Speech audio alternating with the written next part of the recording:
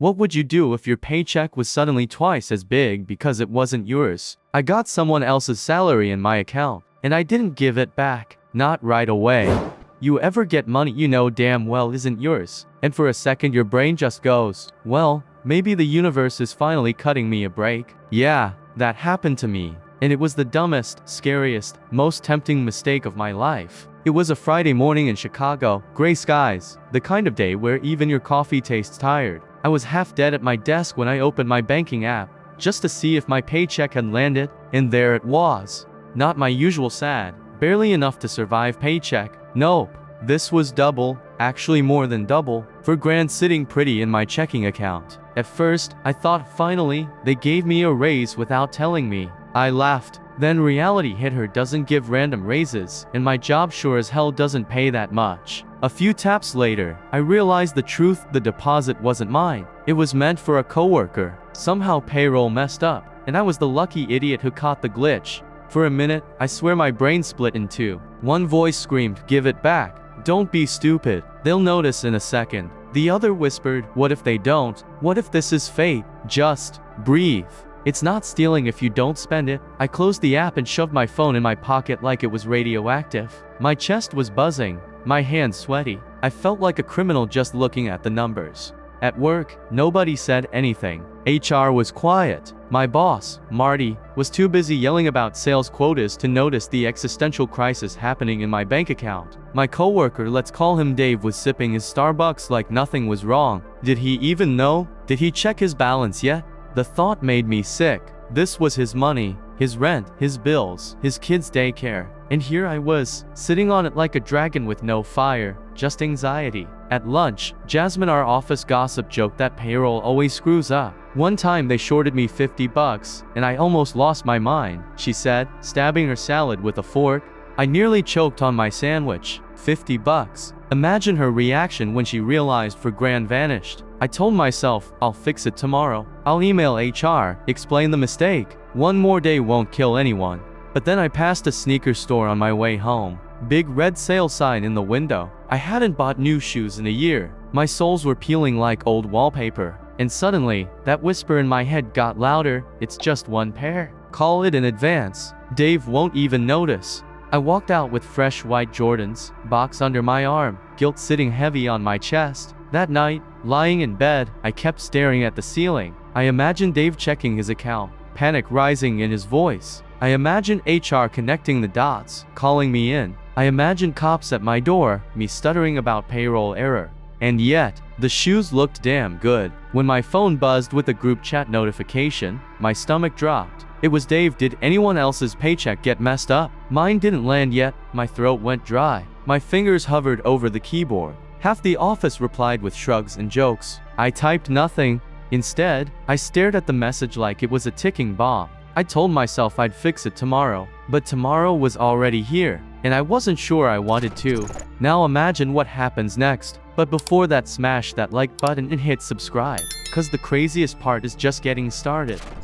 You ever try to convince yourself something is temporary, harmless, just a little detour? That was me, staring at those new Jordans in my closet. One pair of shoes won't matter. I'll pay the money back. Nobody will even notice. But money has this weird gravity. The more you touch it, the more it pulls. Monday morning, I walked into the office wearing those Jordans. White, fresh, impossible not to notice. Jasmine clocked them immediately. "Damn, Tom, did you rob Foot Locker?" She laughed. I forced a grin. "Nah, just treated myself. On your paycheck?" She smirked. "Because mine sure didn't land yet." Her words stabbed me. I shrugged it off, but inside my chest was fire. Dave walked in a few minutes later. Same coffee, same hoodie, but his eyes were darker, restless. He kept checking his phone. At one point, I heard him mutter, "This is bullshit." It's been 3 days. HR still hadn't fixed the mistake. And here I was, walking around in his salary.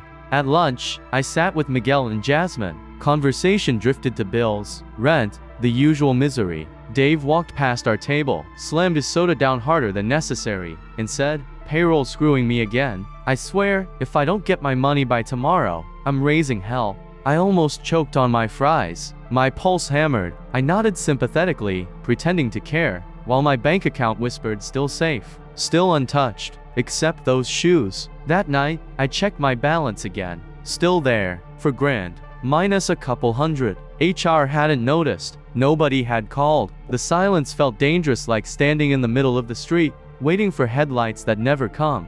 So I tested the universe. Groceries, paid in cash. Gas, cash. Dinner, why not sushi instead of ramen? Each swipe of my card was like a needle of adrenaline. And each time, I told myself, I'll stop tomorrow. Tomorrow I'll return it. But tomorrow never showed. By Wednesday, Dave was red-faced. He stormed into HR's office, voice raised. Everyone heard him shout, "It's not just late, it's gone. Somebody has my money." My blood ran cold. Jasmine shot me a look across the office. Just a flicker, like she was connecting dots. Maybe it was paranoia, but it burned. That night, I sat in my car long after work ended, clutching the steering wheel. My rational brain screamed, "Go to hour. Come clean. Fix it now before it gets worse." But another voice hissed, "Too late. They'll know you spent some. You'll get fired, maybe even arrested. You've already crossed the line." And so I drove home, my wallet heavier, my conscience bleeding. When I walked into my apartment, I saw the Jordans by the door, bright and smug. I kicked them off like they were accusing me. My phone buzzed, text from Dave in the group chat. "Anyone else missing payroll? Or just me?" No one answered right away. I stared at the message until my screen dimmed. The money was still in my account, and every second it stayed there, I felt less like a mistake, and more like a thief. By Thursday morning, the office felt different, not just busier, heavier, like the air itself had weight. Dave was already pacing near the break room, his phone pressed to his ear, jaw clenched. I heard fragments, "Rent. Overdue. No, they still don't have it." I couldn't even look him in the eye. At a.m., an email hit everyone's inbox. Subject line, "Payroll discrepancy update." My stomach dropped. The email said HR had identified a technical error affecting one employee's direct deposit, and that they were working with the bank to trace the funds. It ended with, "If anyone notices irregularities in their account, please report immediately." I swear my palms left sweat marks on my desk. Trace the funds? That meant they were coming straight for me. Jasmine leaned over from her cubicle. "Tom, you see this?" I forced a laugh. "Yeah, classic HR, right? Always messing up." She tilted her head, studying me. Too long, like she wanted to peel me open. At lunch, Dave exploded. He stood in the middle of the cafeteria, waving his phone. "It's been 5 goddamn days. You people screw up, and I'm the one getting eviction threats." His voice cracked. "I have a kid. Do you understand that? A kid." Everyone stared. Even the janitor stopped mopping. And me? I sat there chewing my sandwich, heart racing so loud it drowned out his words. Because all I could think was, that's his kid's grocery money sitting in my account. Those Jordans on my floor, paid with his child's food. I almost stood up then, almost confessed, but fear glued me to the chair. Fear of losing my job, my apartment, my record. Instead, I just sat there like a coward. Later that day, HR summoned me. I walked into Lisa's office, every step like wading through cement. She gestured for me to sit. Her laptop was open, spreadsheets glowing. "Tom," she said, calm but sharp, "we're investigating a misdirected deposit. $4,000. We've confirmed it didn't reach Dave's account." My throat went dry. "Wow, that's awful." Her eyes narrowed. "We're checking to see if any other employees noticed unusual balances. Sometimes banks make errors. Did you notice anything irregular?" I swallowed. No, my paycheck looked normal. The lie slid out too easily. Lisa tapped her pen on the desk. Once, twice. Then she nodded. "All right. If you do notice anything, let me know immediately. We'll resolve this quickly." I stumbled out, heart pounding, the lie echoing in my skull. By Friday morning, the pressure was unbearable. Dave hadn't slept, his eyes were bloodshot, voice hoarse. He cornered Lisa outside HR, practically begging, "Please, I don't care how, just give me my money. This isn't just numbers. This is my life." I stood nearby, invisible and guilty, my stomach in knots.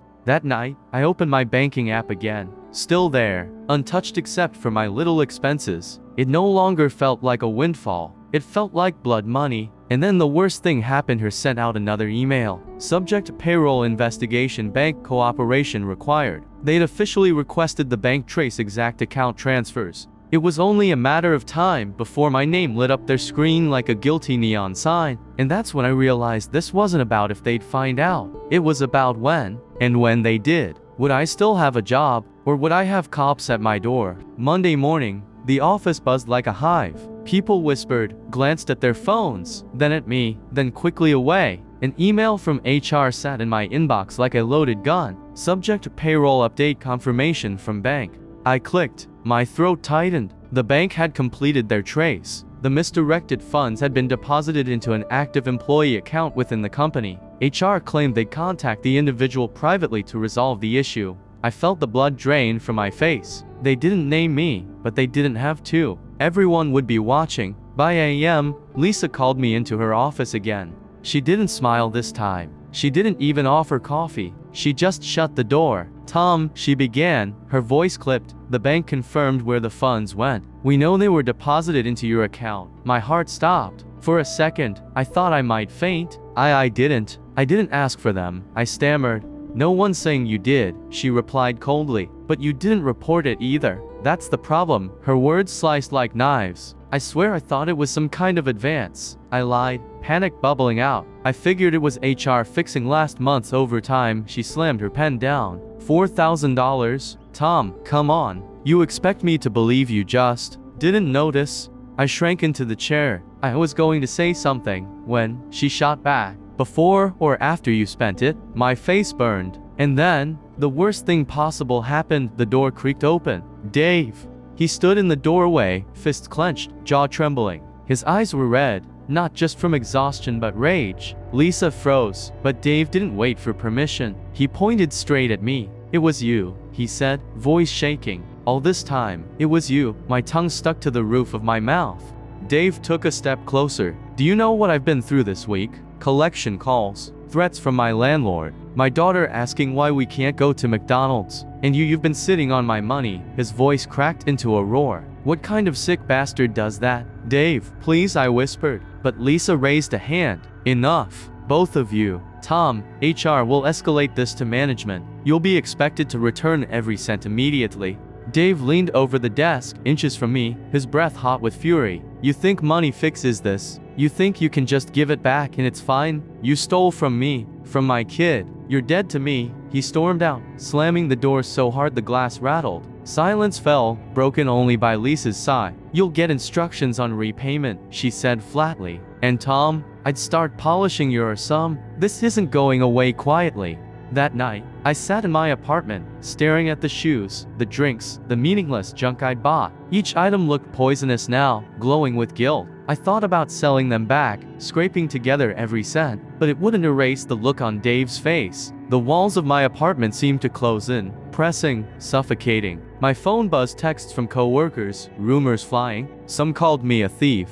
Others just sent one word, why? I didn't have an answer. And worse, I knew this wasn't the end. Because if HR thought I was guilty, management would push harder. And if management pushed harder, the cops might not be far behind. And if that happened, my life, my career, my future was finished. It happened on Wednesday morning. I was halfway through my stale bagel when there was a knock at the office glass door. Not a casual knock, not the kind you hear from a delivery guy. No, this one was sharp, rhythmic, official. Two men in suits stood outside reception. Their postures screamed law enforcement before they even flashed badges. Whispers rippled through the office. Heads turned. My stomach flipped. Police, the receptionist announced softly, as if saying it too loud might make it worse. They walked past cubicles, toward Lisa's office. And then Lisa appeared, her eyes finding me instantly. Tom, she said. Her voice was tight. They'd like a word. I felt the ground tilt. My coworkers' faces blurred as I stood, legs heavy as cement. Every step toward those badges felt like walking into a furnace. One officer extended his hand. Detective Harris. This is Detective Alvarez. Can we talk privately? I nodded mutely. We went into the conference room. The door shut. My world shrank to their stares, their notebooks, and my racing heart. Tom, Harris began. There's been a complaint filed. Payroll misappropriation. About $4,000. I swallowed hard.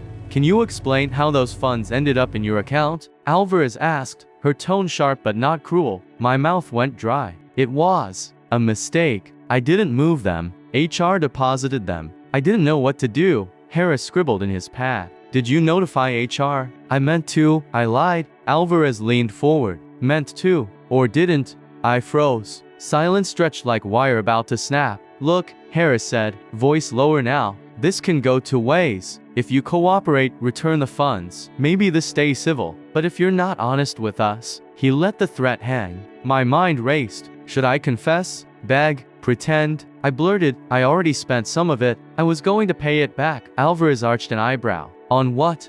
The room spun. Sneakers, whiskey, useless junk. Saying it out loud felt impossible, but Harris pressed. On what, Tom? I stared at the table. Stuff I didn't need. They exchanged a glance, the kind that said guilty. Finally, Harris closed his notebook. Here's what's going to happen. HR will issue instructions for repayment. We'll monitor. If it's resolved quickly, maybe no charges. But if you stall, he tapped the table, then it's fraud, fraud. The word detonated in my skull. As they left, Alvarez turned once more. One more thing, Tom. You might want to fix things with your colleague. He's the one who filed the complaint. My blood froze. Dave. Of course it was him. That night, I sat in darkness. My apartment reeked of guilt. My phone lit up another message from Dave. You're finished. Everyone knows. Pay it back or I'll make sure they press charges. I wanted to smash the phone, scream, run. Instead, I curled up on the couch, heart hammering, as the reality sank in. This wasn't just about money anymore.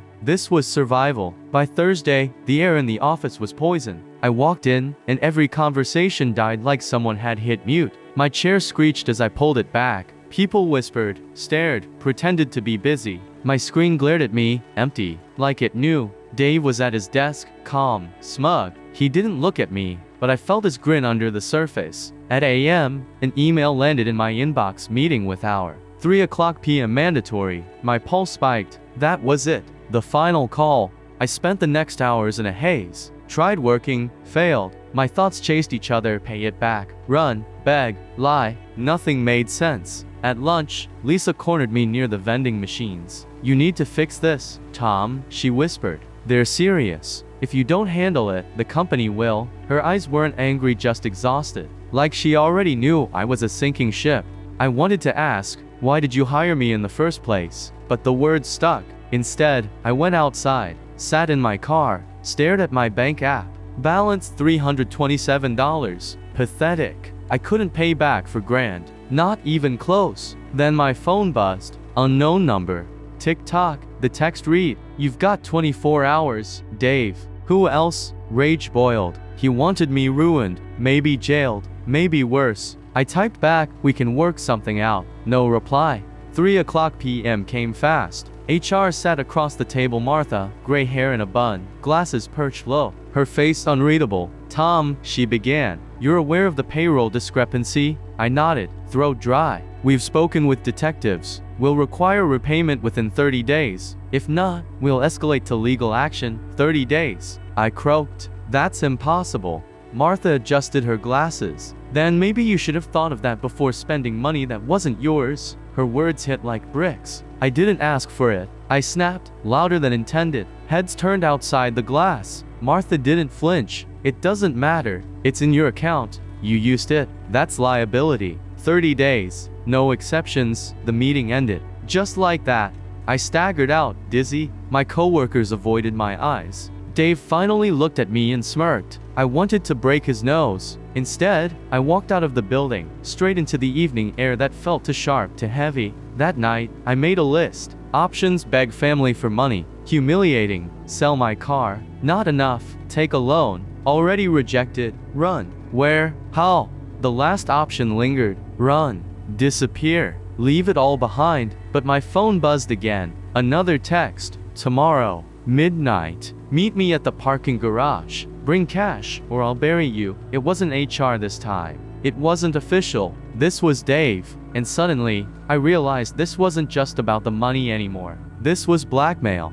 By Thursday, the office felt toxic. Every whisper stopped when I walked in. My screen glared blank. Coworkers avoided eye contact. Only Dave sat smug, calm, like a predator watching prey. At a.m., an email hit my inbox. Meeting with hour. 3:00 p.m. mandatory. My chest tightened. This was the endgame. I couldn't work. My mind spun. Repay, run, beg. At lunch, Lisa found me near the vending machine. You need to fix this, Tom, she whispered. They won't let it slide. Her tone was final, like a doctor delivering bad news. I checked my bank app. Balance $327. Pathetic. Then a text came through a TikTok. 24 hours, Dave.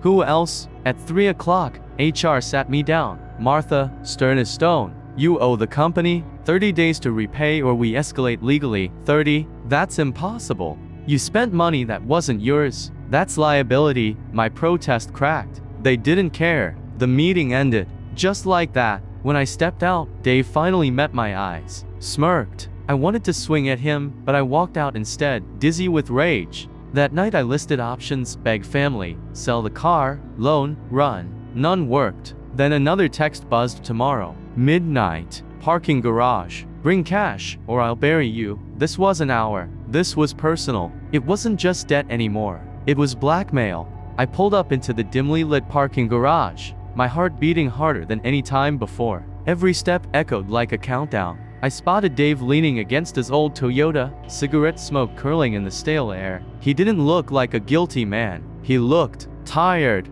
Glad you came, he muttered, tossing the cigarette away. Listen, I didn't plan this mess. That envelope wasn't supposed to land in your hands. But now that it did, you need to understand something bigger's going on. I crossed my arms. Bigger than you pocketing cash? HR already knows. Man, he gave me a hollow laugh. HR, they've known for months. Hell, they set it up. Do you think I'm the only one? I was the middleman. You were never meant to see that envelope. They used me because they know I'm disposable. The words punched the air out of my lungs. For a second, I thought he was bluffing, but the crack in his voice, the way his eyes flicked nervously at the shadows, it felt real. Why tell me now? I asked. Because once they realize you talked, you're screwed too. You think they'll just thank you for being honest? No, they'll bury you. Suddenly, headlights flared from the far end of the garage. A black SUV rolled in slowly.